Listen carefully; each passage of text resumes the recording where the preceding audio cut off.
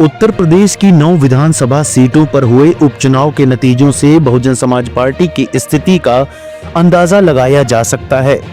9 में से 6 सीटों पर बसपा प्रत्याशियों का प्रदर्शन इतना खराब रहा कि उनकी जमानत जब्त हो गई। अब सवाल उठने लगा है, क्या इन नतीजों के बाद मायावती एक बार फिर गठबंधन की ओर जा सकती हैं? उत्तर प्रदेश विधानसभा उपचुनाव में सबसे बड़ा झटका बसपा को लगा है। सूबे की 9 सीटों में से 6 सीट पर बसपा प्रत्याशियों की जमानत जब्त हो गई है। यही नहीं, पश्चिमी यूपी की सीटों पर बसपा से ज्यादा चंद्रशेखर आजाद की पार्टी के उम्मीदवार को वोट मिले हैं।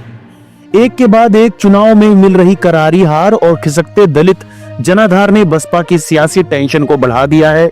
ऐसे में मायावती जल्द ही कुछ अहम कदम उठा सकती हैं, जिसमें संगठन में बड़े फेरबदल और गठबंधन की राह पर लौटने का फैसला हो सकता है। TV9hindi.com की एक रिपोर्ट के मुताबिक यूपी उपचुनाव की 9 में से 6 सीट बीजेपी, 1 सीट आरएलडी और 2 सीटें सपा ने जीती हैं। सपा को 2 सीटों का नुकसान तो बीजेपी को 3 सीट का फायदा मिला है। बसपा एक भी सीट जीतना तो दूर की बात है, 2022 के बराबर वोट भी नहीं पा सकी। कुंदर की सीट पर 1099 वोट, मीरापुर सीट पर 3248 वोट और सीसामऊ सीट पर 1400 वोट बसपा को मिले हैं। यही नहीं, गाजियाबाद में भी बसपा 10,000 वोट पर ही सिमट गई और खैर कटहरी सीट पर बसपा की जगह सपा ने ले ली है। बसपा का इस तरह का सियासी हश्र मीरापुर, कुंदर की और सीसामऊ सीटों पर कभी नहीं रहा। कुंदर की सीट बसपा 2 बार जीत चुकी है तो मीरापुर सीट पर भी उसके विधायक रहे हैं। सीसामऊ सीट पर इतना कम वोट बसपा को कभी नहीं मिला। उपचुनाव नतीजे से यह बात भी साफ हो गई कि बसपा का अपना कोर वोट बैंक जाटव समुदाय भी मायावती की पकड़ से बाहर निकल रहा है और नए सियासी विकल्प की तलाश में है।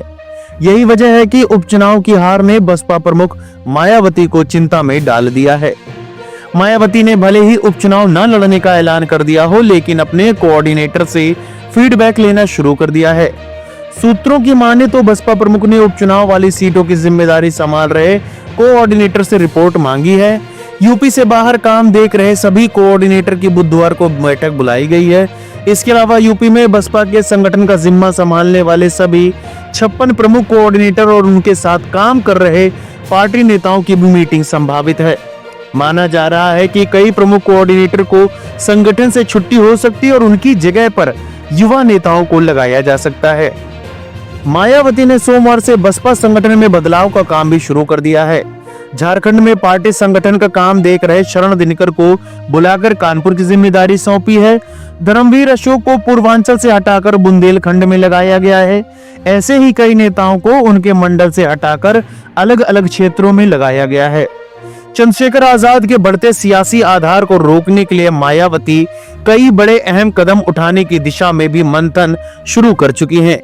बसपा का अकेले चुनाव लड़ने का दांव भी लगातार यूपी में उल्टा पड़ता जा रहा है। 2022 विधानसभा चुनाव में पार्टी को सिर्फ बलिया की रसड़ा विधानसभा सीट पर जीत मिली थी। 2024 के लोकसभा चुनाव में एक भी सीट नहीं जीत सकी और उपचुनाव में बसपा का खाता खुलना दूर की बात है, उसका अपना सियासी जनाधार भी खिसक गया है। एक के बाद एक चुनाव में मिल रही हार के चलते पार्टी को किसी दूसरे दल से गठबंधन नहीं करने का अपना फैसला बदलना पड़ सकता है। गठबंधन से बसपा को भले ही सत्ता हासिल ना हो सके, लेकिन पार्टी के सियासी अस्तित्व बचाने के लिए सांसद और विधायक मिल सकते हैं।